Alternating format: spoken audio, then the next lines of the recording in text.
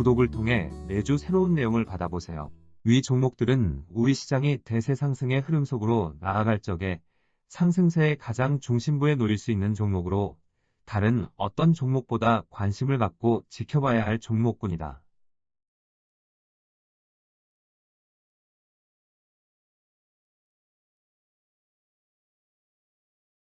이번에 주어진 기회를 놓쳐서는 안 된다. 현재 우리 시장을 비롯한 세계 주식시장에서 나타날 것을 기다리고 있는 상승 과정은 나스닥 시장 기준으로 2차 하락 과정의 저점에 도달하고 난 다음 자연스럽게 나타나는 반등 흐름이다.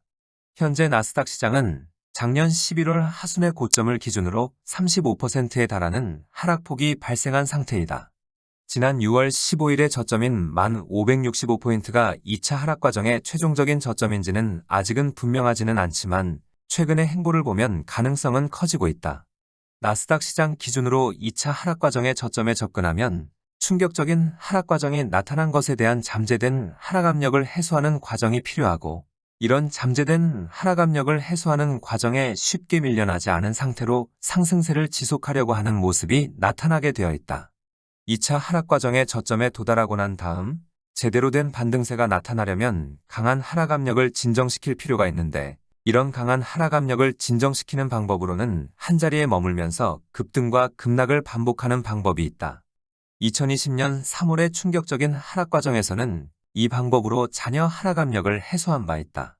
다음으로는 작은 상승과 하락을 반복하면서 잔여 하락 압력을 해소하는 방법이 있는데, 지난 6월 16일 이후부터 최근에 이르기까지 나스닥 시장은 작은 상승과 하락을 두 번에 걸쳐 반복하는 모습을 보여주고 있다.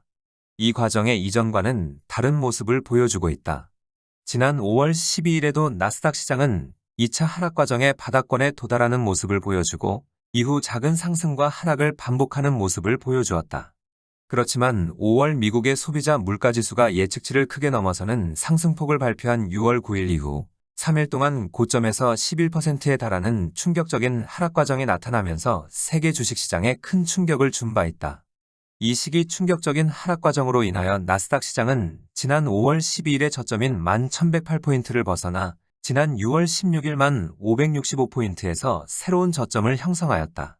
이런 모습을 보여주고 난 후 작은 상승과 하락을 두 차례 반복한 모습이 나타났다. 여기에서 주목할 만한 것은 2차 하락 과정의 저점에 도달할 적에 나타나는 특유의 움직임인 쉽게 밀려나지 않으려고 하는 움직임이 지난 6월 16일 이후 계속 보여주고 있다는 점이다.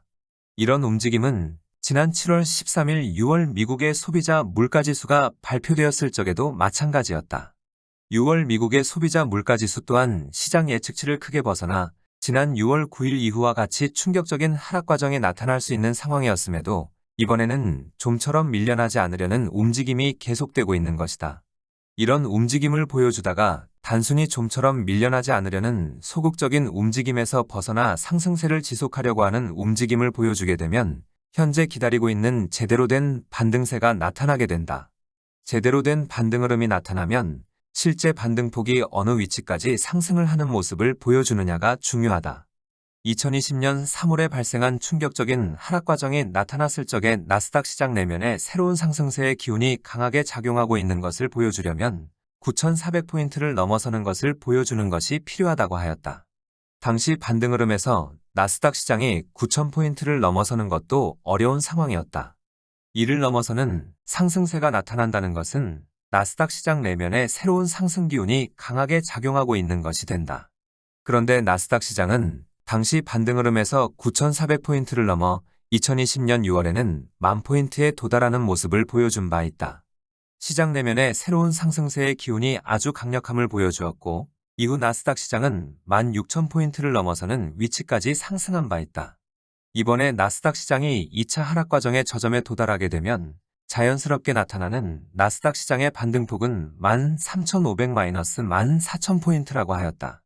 이 위치까지는 하락 과정에 자연스럽게 나타나는 반등폭에 해당이 된다.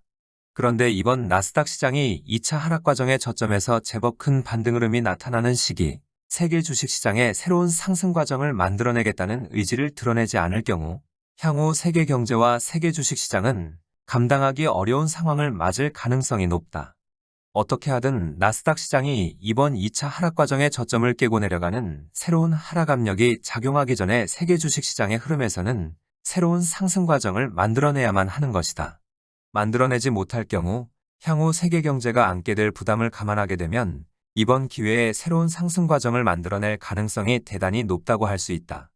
2016년 2월 이후 수많은 어려운 과정이 있었지만 이번과 같이 더 이상 물러서기 힘든 상황에 놓이게 되면 어김없이 새로운 상승 과정을 만들어내는 모습이 나타난 바 있다. 그리고 작년 12월 중순 이후 세계 경제를 둘러싸고 있는 환경, 특히 물가 상승에 대한 압박으로 현재의 위치까지 밀려날 수밖에 없는 상황에 몰렸지만 2016년 2월 이후 진행하여온 상승이지는 여전히 흔들림이 없는 상태이다.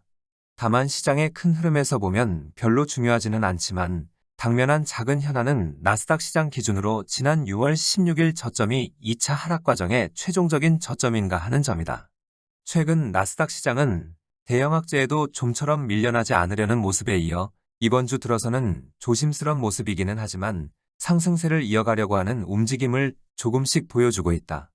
이런 모습을 보여주다가도 제대로 된 반등 흐름이 나타나기 전에 좀 더 시간이 필요하다 싶으면 다시 밀려날 수 있다.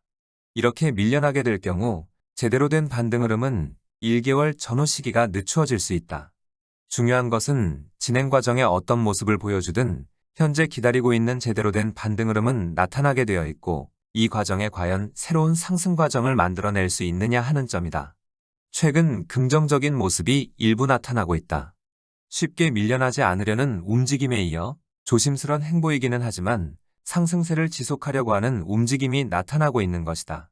나스닥 시장이 2차 하락 과정의 저점에 도달하고 제대로 된 반등 흐름이 나타날 경우 시장 흐름에서는 단순 반등 흐름과 새로운 상승 과정을 만들어내는 움직임이 혼재되어 나타날 가능성이 높다. 반등 흐름은 최고점에서 하락폭이 깊은 종목에서 상대적으로 높은 상승폭이 나타나고 이와 관련된 종목들은 이미 언급하여 드린 바 있다. 해당 종목군에서 당장 기대하는 상승 과정이 나타나지 않더라도 낙담할 필요는 없다. 아직은 지난 6월 16일의 저점이 2차 하락 과정의 최종적인 저점인지에 대한 불확실성이 존재하기 때문에 나타난 현상이기 때문이다. 그리고 새로운 상승 과정의 움직임은 우리 시장에서는 자동차 관련주의 흐름을 이끌어 나아가는 현대자동차와 금융주의 흐름을 이끌어 나아갈 KB금융지주의 움직임에서 먼저 모습을 드러낼 가능성이 높다. 제대로 된 반등 흐름이 나타나는 시기, 단순 반등 흐름 외에 새로운 상승 과정을 만들어낼 수 있는 현대자동차를 중심으로 하는 자동차 관련주와 KB금융지주를 중심으로 하는 금융주의 행보 또한 관심을 갖고 살펴봐야 하겠다.